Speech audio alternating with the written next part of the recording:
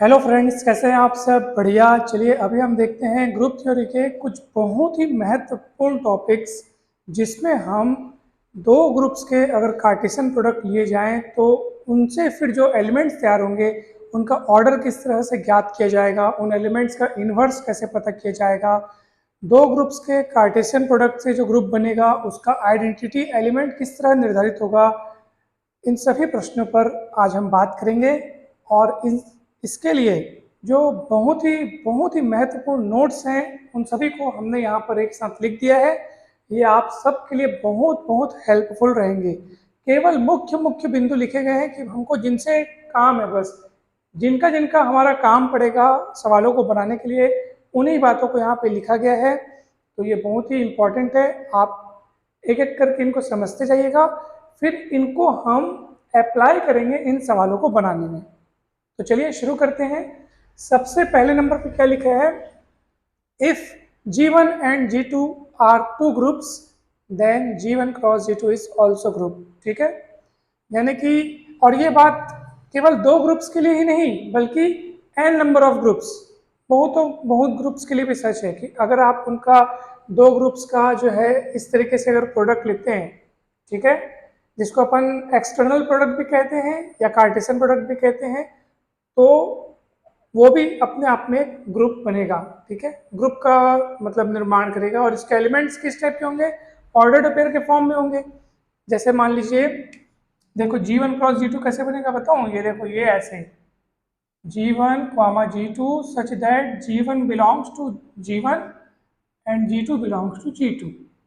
यानी ये small G1 इस G1 से लिए गए, ये G2 G2 से लिए गए, और फिर ऑर्डर्ड पेयर टाइप के इसके एलिमेंट्स बनेंगे। कार्टेशियन प्रोडक्ट है। ठीक है, बहुत ही सरल चीज़ है, घबराना नहीं है। और ये दो ग्रुप्स के लिए ही नहीं बल्कि n नंबर ऑफ ग्रुप्स, चाहे कितने भी ग्रुप्स आप ले लो, उनके कार्टेशियन प्रोडक्ट से जो चीज़ तैयार होगी वो भी अपने आप में ग्रुप होगी। अब प्रश्न उठता है कि सर अगर ये ग्रुप है तो फिर ग्रुप के सारे प्रॉपर्टीज को फॉलो करेगा, इसका एक अपना आइडेंटिटी एलिमेंट होगा, इसकी अलग बातें होंगी, मतलब ये फिर ग्रुप बन गया सोचो। तो उसके बारे में फिर हमने यहाँ पे लिखा है। अब इसके आइडेंटिटी एलिमेंट की अगर बात की जाए तो मान लीजिए इसका आइडेंटिटी एलिमेंट ई है, तो वास्तव में वो जो ई होगा, वास्तव में वो ऑर्डर्ड पेयर के फॉर्म में होगा। किसका किसका ऑर्डर्ड पेयर? E1 E2 का ऑर्डर्ड पेयर, जहाँ E1 जो है वो ग्रुप G1 का आइडेंटिटी एलिमेंट है और जो E2 है वो ग्रुप G2 का आइडेंटिटी एलिमेंट है। यानी कि दोनों ग्रुप्स के आइडेंटिटी एलिमेंट्स का ऑर्डर्ड पेयर अगर तैयार होगा तो वो G1 क्रॉस G2 का आइडेंटिटी एलिमेंट बनेगा। ठीक है, तो बहुत ही सरल बात लिखी, यहाँ पे लिखा हुआ है where E1 is identity element in G1 and E2 is identity element of G2। ठीक है, तो यही है।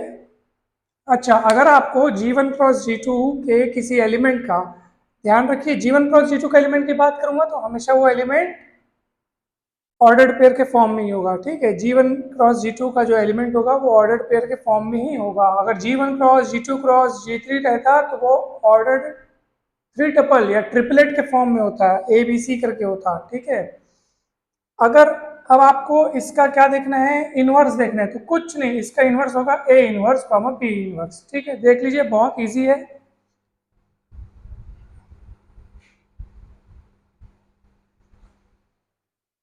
तो A इनवर्स B इनवर्स हो जाएगा। अब ये A इनवर्स क्या है? A इनवर्स जो है वो inverse of A in G1 है, यानी कि G1 अपने आप में पहले एक अकेला ग्रुप है ना भाई।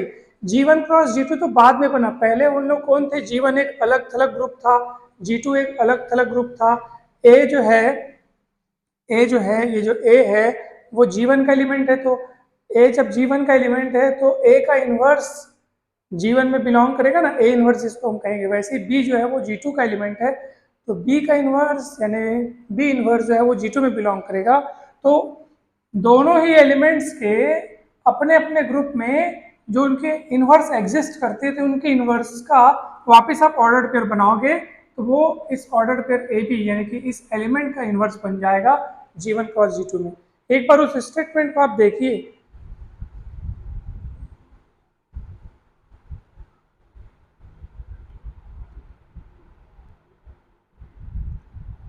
ठीक, चलिए अब अपन आगे बढ़ते हैं। अब प्रश्न उठता है कि सर ये order of G1 cross G2 क्या होगा? ठीक है, order of G1 cross G2 होगा order of G1 cross order of G2, यानी कि दोनों ग्रुप के कार्टेशियन प्रोडक्ट से जो ग्रुप बनेगा उसका ऑर्डर जानने के लिए आपको दोनों ही ग्रुप्स के ऑर्डर्स को मल्टीप्लाई करना पड़ेगा। तीसरा बहुत ही महत्वपूर्ण, बहुत ही इंपॉर्टेंट नोट क्या लिखा है, यदि कोई एलिमेंट है A B, order pair A B belongs to G1 cross G2, तब इसका ऑर्डर अगर अपने को पता करना हो तो अपन क्या करेंगे, एलिमेंट ए का ऑर्डर देखेंगे G1 में, एलिमेंट बी का ऑर्डर देखेंगे G2 में, उसके बाद दोनों के ऑर्डर्स का एलसीएम निकालेंगे, तब ये ए बी का ऑर्डर बनेगा G1 क्रॉस G2 में। ठीक है, ये सब बातों को हम यहाँ सीखेंगे भी, अप्लाई करेंगे, उदाहरणों की मदद से ये सब सीखेंगे, चिंता ना करें।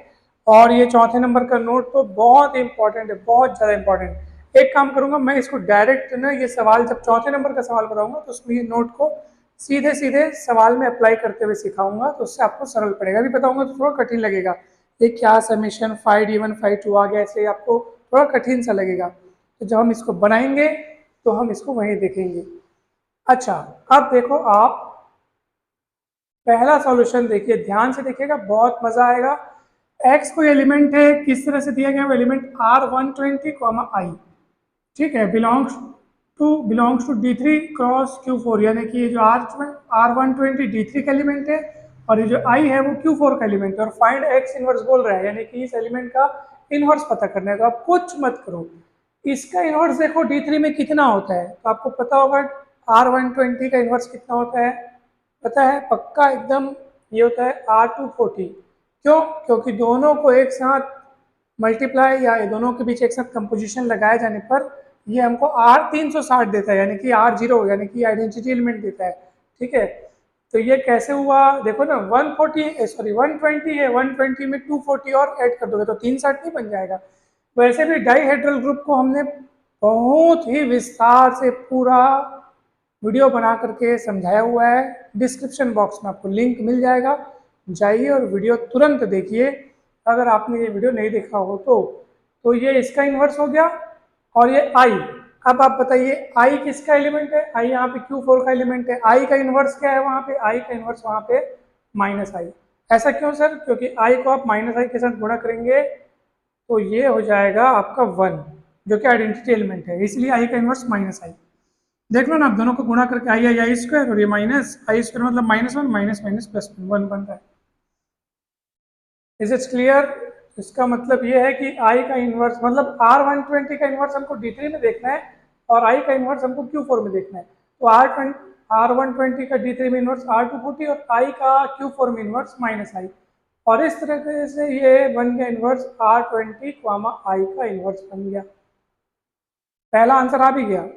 देखो यही तो है, आपको बहुत सरल सरल चीजें हैं, फॉर्मूला बेस्ड है, बस आपको दिमाग लगाना है, आंसर लाना है। देखो अगला सवाल, अगला सवाल में हमको क्या दिया है बताओ, दूसरे में आपको ग्रुप दिया है Z2 क्रॉस Z4 और आपको पूछा गया है ऑर्डर ऑफ 1 3।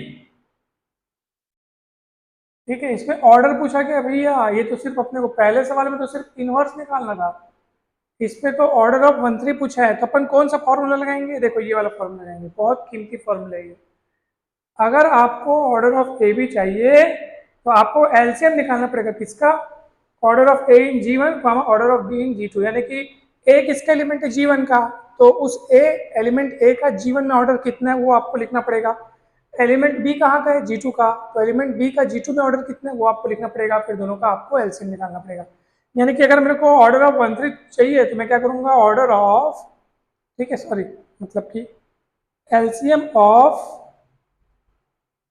ऑफ इसका और इसका दोनों का ऑर्डर देखूंगा, ऑर्डर ऑफ 1 इन Z2, ठीक है, क्योंकि ये 1 कहाँ का है, Z2 का है, और 3 कहाँ का है, Z4 का है, तो ऑर्डर ऑफ 1 इन Z2 ये देखूंगा, फिर comma order of 3 in Z4, ऐसे हमको करना पड़ेगा, पहले वाले का पहले वाले से, दूसरे वाले का दूसरे वाले से। अब चलो बताओ भैया, ये तो आपको पता होना चाहिए, ऑर्डर ऑफ 1 इन Z2।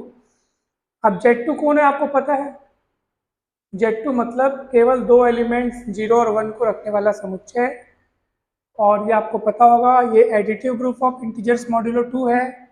यहाँ पे आपको 1 का ऑर्डर पता करना है, यानी कि 1 को मैं किससे गुणा करूं, वो भी कौन सा गुणा, कौन सा गुणा? मल्टीप्लिकेशन मॉड्यूलो 2 वाला गुणा। किससे गुणा करूं ताकि मेरे पास आइडेंटिटी एलिमेंट 0 आ जाए? तो ऑब्वियस सी बात है 1 1 जा करूंगा तो 1 ही आएगा, लेकिन 1 2 जा 0 आ जाएगा। अब बोलोगे 1 2 जा कहाँ 0 होता है? 1 2 जा 2 होता है। तो भैया आप मॉड्यूलो 2 के अंतर्गत मल्टीप्लिकेशन करें तो 1 2 जा 2 होगा, 2 का मॉड्यूलो 2 निकालेंगे तो क्या हो जाएगा? 0 हो जाएगा। कैसे? क्योंकि 2 को 2 से भाग दोगे तो शेषफल 0 बचेगा। ये सब पूरी कहानी अगर आपको थोड़ी कठिन या अटपटी लग रही है तो वो इसलिए क्योंकि ये सब आप पढ़े नहीं हो। तो अगर समझ में आ रहा है तो बहुत अच्छी बात है, समझ में आ रहा है इसका मतलब आपने अच्छे से पढ़ा है पिछले वाले को। अगर आपको नहीं समझ में आ रहा है तो आप जाइए पहले additive group of integers modulo n पढ़िए, multiplicative group of integer modulo n पढ़िए, तब आपको ये बहुत अच्छे से समझ में आएगा। तो चलते हैं अपन। तो कितना होगा इसका ऑर्डर? 2, क्योंकि 2 से गुणा करने पर 0 मिल रहा है। और order of 3 in Z4, Z4 में कौन होता है बताओ? ऑब्वियस सी बात है 0 1 2 3। ठीक है, अब मुझे बताइए वहाँ पे 3 का ऑर्डर कितना होगा? बताइए, सोचिए जरा सोचिए, 3 का ऑर्डर कितना होगा? तो भैया 3 को मैं किससे मल्टीप्लिकेशन मॉड्यूलो करूं ताकि मेरे पास आइडेंटिटी एलिमेंट 0 आ जाए? 3 एक कम 3 नहीं आएगा, 3 दूनी 6 करूंगा, 6 को 4 से भाग देने पर 2 शेषफल बचता है, 0 नहीं बचेगा। 3 को 3 से गुणा करूंगा, 3 3 9, 9 को 4 से भाग दूंगा, शेषफल 1 बचेगा। लेकिन 3 चौक 12 करूंगा तो 12 को 4 से भाग देने पर शेषफल 0 बचेगा। अर्थात 3 का ऑर्डर कितना हो गया? 4। और दोनों का एलसीएम निकालोगे 4, आपका आंसर आ गया। तो इसका ऑर्डर पता चल गया 4। ठीक है, Z2 क्रॉस Z4 में ऑर्डर ऑफ 1 3 निकल गया 4, आपका आंसर आ गया। देखो ये केवल नमूनार्थ एग्जाम्पल है, ऐसे ही परीक्षा में अगर प्रश्न आए तो आपसे छूटने ना पाए, इसलिए आप ऐसे ही अपने मन से बहुत सारे एग्जाम्पल बना करके देख करके चलिए। जैसे मैं आपको बोल दिया, चलो भैया Z3 क्रॉस Z6 में जितने एलिमेंट्स है सबके ऑर्डर पता करो। चलो ये होमवर्क है आपका, आप इसको बनाइएगा। ठीक है, चलिए अगला देखते हैं अपन क्वेश्चन नंबर 3। क्वेश्चन नंबर 3 देखो क्या लिखा है। R90,3 belongs to D4 cross Z6 और अपने को इसी का ऑर्डर पता करना है सर। R90,3 का ऑर्डर पता करना है। ये D4 है, अपन डायहेड्रल ग्रुप पढ़े थे, D3 पढ़े थे ना, D3 को पूरा डिस्क्राइब किए थे। D3 में क्या था? ट्राइंगल बना था। ठीक है, तो उसमें ट्राइंगल की सिमेट्री देखे थे। अभी D4 है, ऑब्वियसली बात है इसमें अपन स्क्वायर ले लेते हैं। ठीक है, स्क्वायर का नाम रख देता हूं मैं ABCD, कुछ भी नाम रखो। अब R90 मतलब क्या होता है? जैसे अपन उसमें R120 मतलब एक बार में 120 अंश से घुमाते थे, तो एक बार 120 अंश घुमाए, फिर 120 और घुमाना है तो एक बार और घुमाए, तीन बार घुमाने पर वापस अपनी पूर्वावस्था में लौट आता था, क्योंकि 12 × 36 360 होता है। ठीक है ना भाई। अब यहाँ पे आपको क्या करना है, वहां पे एक बार में 120 इसलिए घुमाते थे क्योंकि हमने वहां पे D3 लिया था, त्रिभुज लिया था, n = 3 था, तो 360/3 क्या था? तो 120 मिला था, इसलिए 120 के गुणज में 120 240 360 ऐसे घुमाए थे। और यहाँ पर D4 है, तो D4 मतलब 360/4 करोगे तो 90 आएगा, तो 90 90 के गुणज में घुमाना है। यानी कि आप देखो एक बार 90 डिग्री घुमाओगे तो क्या होगा बताओ? बोला जिसको अपन R90 बोलेंगे, तो उससे क्या होगा? एक बार 90 अंश घूम जाएगा, यानी कि B उधर चले जाएगा, A इधर, D इधर, C उधर, एक पर आ जाएगा। एक बार और 90 घुमाओगे, देखो ना एक बार 90 घुमाने से क्या फोटो मिलेगा आपको, मैं नीचे लिख के दिखा रहा हूँ। ठीक है, कैसे घुमाना है आपको? ऐसे एंटी क्लॉकवाइज। तो B इधर आ जाएगा, A बेचारा नीचे चला जाएगा, D इधर आ जाएगा, C ऊपर आ जाएगा। एक बार और 90 घुमाओगे तो फिर एक एक कदम इन लोग इधर इधर आ जाएंगे, फिर एक बार और 90 घुमाओगे फिर एक एक कदम आ जाएंगे, फिर एक बार और 90 घुमाओगे तो क्या होगा? ये वापस अपनी पूर्वावस्था में लौटेगा। ठीक है, इसका मतलब 90, क्योंकि 360 पूरा अपनी पूर्वावस्था में आने के लिए उसको टोटल 360 अंश घूमना पड़ेगा, 360 डिग्री। तो 90 90 कितने बार घुमाओगे कि 360 होगा? तो 90 90 4 बार घुमाओगे, 90 90 90 90 90 चौक 360। ठीक है, इज इट क्लियर? तो इसलिए R90 का ऑर्डर आपको देखना है किसमें? D4 में, जो कि कितना मिल गया अपने को? 4। ठीक है, अपने को इसका एलसीएम पता करना, याद रखियो अगर इसको आपको ऑर्डर पता करना है तो आपको LCM of order of R90 लिख देता हूं मैं, LCM of order of R90 in D4 और ऑर्डर ऑफ 3 इन Z6। तो R90 का D4 में ऑर्डर 4 मिल गया और Z6 में 3 का ऑर्डर। तो ऑब्वियस सी बात है, बहुत सरल सी बात है। Z6 में कौन होगा, 0 1 2 3 4 5। 3 को मैं किससे गुणा करूं ताकि मेरे पास आइडेंटिटी एलिमेंट मिल जाए। मॉडुलो 6 के अंतर्गत आपको गुणा करना है। तो ऑब्वियसली बात है, 3 दूनी 6, 6 का मॉडुलो 6 वापस कितना हो जाएगा, 0। आइडेंटिटी एलिमेंट मिल जाएगा, यानी कि 3 का ऑर्डर कितना हो गया, 2। दोनों का एलसीएम निकालेंगे, 4 आएगा। इसका आ गया आपका आंसर 4। ठीक है, कहीं कोई दिक्कत नहीं है, पक्का नहीं है ना? कोई भी दिक्कत हो तो बोल दो भैया। चलिए अब अपन आगे बढ़ते हैं। अब सुनो, अब जो चौथा सवाल है वो देखो ध्यान से। चौथे सवाल में आपको थोड़ा सा दिमाग लगाना है। Z15 गुणित Z, यहाँ पे कितना था, ये Z मेरे ख्याल से 10 था। ठीक है, चलिए अब अपन एक काम करते हैं, find number of elements of order 10 इन इतना। इसमें आपको क्या करना है, ध्यान से सुनिए। इसमें आपको क्या करना है, सबसे पहले ना 15 के कौन कौन विभाजक, यानी कि कौन कौन भाग दे सकते हैं, कौन कौन इसके फैक्टर, उसको आप लिखो पहले यहाँ पे। 1 3 5 और स्वयं 15। 10 के कौन कौन फैक्टर यहाँ पे लिखो, 1 2 5 और स्वयं 10। उसके बाद आपको कितने ऑर्डर के एलिमेंट चाहिए पहले वो देखो। अपने को चाहिए find the number of elements of order 10। तो आप ये देखो कि इनमें से किसकी किसकी जोड़ी के साथ एलसीएम 10 आता है, क्योंकि देखो ना ऑर्डर 10 का एलिमेंट चाहिए। तो भैया आपको पता है ना कि इसका कोई भी एलिमेंट अगर आप लोगे, उसका ऑर्डर निकालने के लिए आपको क्या निकालना पड़ेगा, जो ऑर्डर पेड में जो एलिमेंट्स रहेंगे उनके इन पृथक पृथक ग्रुपों में क्या ऑर्डर है, उनके एलसीएम निकालना पड़ता है ना भाई।